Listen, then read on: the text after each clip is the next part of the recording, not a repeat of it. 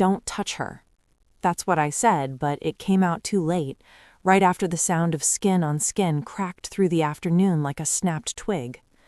We'd just finished watering the lavender along the fence.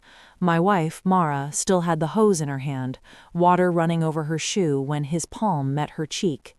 Not hard enough to knock her down, hard enough to make a point. I stood there with dirt on my palms and the smell of wet soil in my nose, watching a man in a neon vest pretend he had authority over my life. Before that moment, our days were quiet, purposefully so. We moved to this neighborhood because it was boring. No nightlife, no drama. The kind of place where mornings sound like sprinklers and the occasional lawnmower, where evenings carry the soft hum of cicadas and the low rumble of distant traffic you never quite see. I liked routines. Coffee at 5:30, a short run through the tree-lined trail that cut behind the houses. I fixed things around the house myself, not because I was cheap, but because I liked knowing how things worked. Mara tended the garden and worked from home. We waved at neighbors. We didn't host parties. We kept to ourselves. Peace was the point. The homeowners association was part of the deal, but it had always been background noise. Quarterly emails about paint colors and trash bins, fines for untrimmed hedges, annoying but predictable. Then he showed up. First time it was just a knock, a hard one. Not angry exactly, more like someone knocking on a door they already think belongs to them. He introduced himself as community enforcement. Not on the board, he said, but authorized by it. Tall guy, late 30s, hair always too neat, sunglasses even when the sun wasn't out. He talked fast and smiled while doing it. He said our fence was half an inch over code. I measured it myself after he left. It wasn't. Second time, he said our mailbox was the wrong style. Third time, that our trash cans were visible from the street. Each visit came with a clipboard and a vague threat of escalating fines. Mara wanted to call the HOA office directly. I told her I would handle it. I always try to handle things quietly first. I emailed. I called.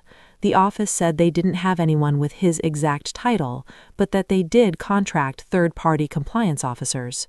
That should have been the end of it. It wasn't. The visits became more frequent, more personal. He'd linger, ask questions about where we worked, how long we planned to stay in the house. Once he commented on Mara's car, said it looked expensive for this block. That was the first time I felt it. Something off. Not about the rules, about us. Then came the warning notice taped to our door, bright orange, final compliance. For what, it didn't clearly say, just a list of vague violations and a deadline. Mara wanted to go to the next HOA meeting and confront him publicly. I told her not yet. I wanted to be sure of what we were dealing with. I started documenting. Photos, timestamps, copies of notices. I asked neighbors if they'd had problems. A few had, not like ours. "He's intense," one said, "but if you just do what he says, he goes away."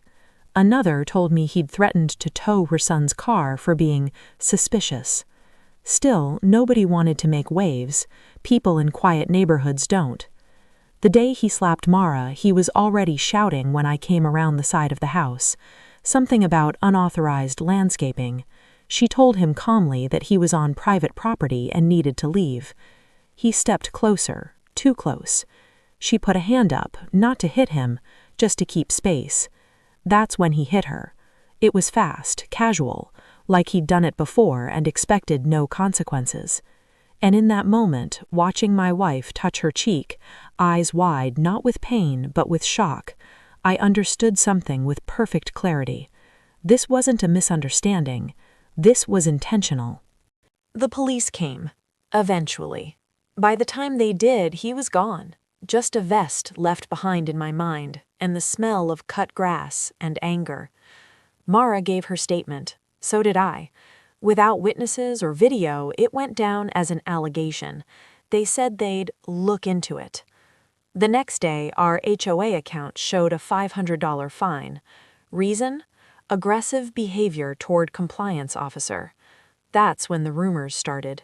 We heard about them through neighbors who suddenly stopped making eye contact, threw a note on our door that said, "Follow the rules and stop causing problems."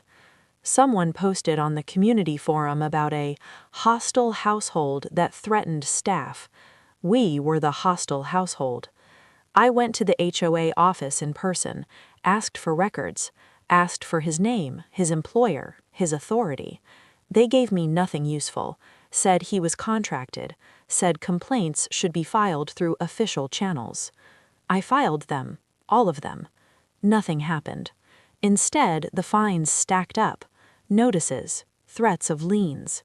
Mara started sleeping lightly, jumping at knocks. I started checking the windows at night, not because I thought he'd break in, but because I hated not knowing where he was. I wanted to handle it the right way, quietly, through the system. The system didn't want to handle it. Then, one afternoon, I got a call from a neighbor 2 streets over. He'd heard what happened and wanted to talk off the record.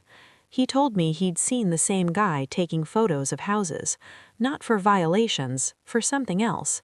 He'd once caught him rifling through the glove box of a car parked in a driveway. He didn't report it, didn't want trouble. That night, I stopped trying to be polite. I pulled every public record I could: business licenses, contractor registries, court filings. It took time, late nights, coffee that went cold on the desk. Eventually, I found something. The company the HOA claimed to contract dissolved 6 months earlier. The name he gave? Not listed anywhere. But I did find his real name, tied to a prior charge, impersonating a security officer in another county. Case dismissed on a technicality. Not a big criminal, just a guy who liked uniforms and the way people backed down when he wore one. And the HOA? They hadn't vetted him. They hadn't checked. They'd let him operate on their behalf because it was cheaper than hiring a legitimate firm. That was the corruption. Not dramatic, just lazy and dangerous. I started gathering more than records. Mara had already installed a door camera after the slap. We added more: front yard, side yard, driveway, legal angles, clear views. I logged every visit, every notice, every time he stepped onto our property. I sent certified letters to the HOA demanding his removal, citing his lack of credentials. They responded with legal language and more fines. It felt like losing. Then came the lien notice. That one shook Mara. It meant they could eventually force a sale if we didn't pay. I paid the fines, every one of them. It hurt, not just financially, but in pride. It looked like we were folding. On the forum, someone wrote, "Looks like they finally learned." Let them think that. Because while we were paying, we were also filing reports with the city about unlicensed enforcement activity. We were submitting footage. We were giving statements to an investigator who finally took an interest when the word impersonation came up again. The investigator told me not to confront him, not to tip him off. So I didn't. I nodded when he came by. I said we were working on compliance. He started to relax, started lingering again, making comments. Once he said, "Smart move paying up. Some people gotta learn the hard way." I smiled and said nothing. Inside, I was already planning for the day he'd cross the line again, because men like him always do. The apparent loss came when the HOA scheduled a hearing to escalate enforcement on our property. More fines, potential legal action. We went, sat there while board members read off violations like a script. They voted to proceed with penalties. It felt like we'd been crushed by paperwork and indifference. Mara squeezed my hand. I squeezed back. And we went home and waited. He showed up 2 days later. No vest this time, just a badge clipped to his belt. Cheap metal, the kind you buy online. He said he needed to verify compliance. I let him in the yard. That was the moment the plan stopped being theoretical. He walked around, pointing out imaginary issues, taking photos. Then he said we owed an additional field enforcement fee, payable directly to him to close the case faster. I asked him to repeat that. He did. On camera. Clear audio, clear face, clear words. I told him I didn't have cash. He said there was an ATM down the street. I said I'd rather pay the HOA directly. His smile slipped. He stepped closer and said, "You don't want to make this harder than it needs to be." And there it was, the same posture, the same entitlement. I told him to leave. He didn't. Instead, he put a hand on my shoulder like we were old friends. That's when I said his real name, the one not on his badge. He froze. Just for a second, but it was enough. I told him the city investigator was very interested in how he'd been operating without a license, collecting cash, and representing a dissolved company. I told him every visit had been recorded. He tried to laugh it off, said I was bluffing. I didn't answer. I just watched him. He left in a hurry. 3 hours later, city code enforcement and 2 uniformed officers knocked on our door. Real ones, badges that matched records. They asked to see the footage. We showed them everything. They left. The next week, the HOA president called me personally, voice tight, apologetic in a way that sounded like legal advice. They suspended all enforcement actions against our property, removed all fines, issued a written apology. They terminated the contract with the third-party officer immediately. But that wasn't the end of it. 2 weeks after that, I got a call from the investigator. They'd arrested him for impersonation, extortion, and assault related to multiple incidents, not just ours. Turns out, once people saw someone finally push back, they started talking. Mara and I were asked to give formal statements. We did. The case moved faster than I expected, not because of us alone, but because the pattern was finally visible. He pled guilty to some charges, others were dropped as part of the deal. No dramatic courtroom speeches, no slow-motion justice, just consequences. After it was over, the neighborhood felt different. People waved again, some apologized, some didn't say anything but left small notes or baked goods on the porch. The quiet came back, not the fragile kind, the earned kind. Mara still tends the garden, I still run the trail in the mornings, the cicadas still hum at dusk. But now, when I sit on the porch with my coffee, I don't feel like we're waiting for the next knock.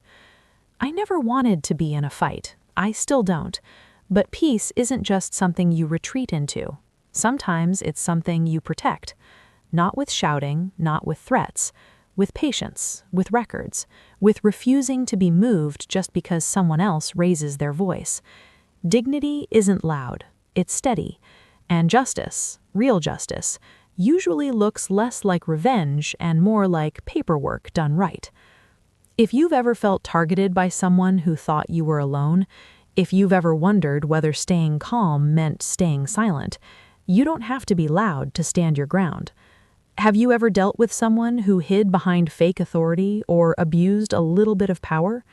If you want to share, I'm listening.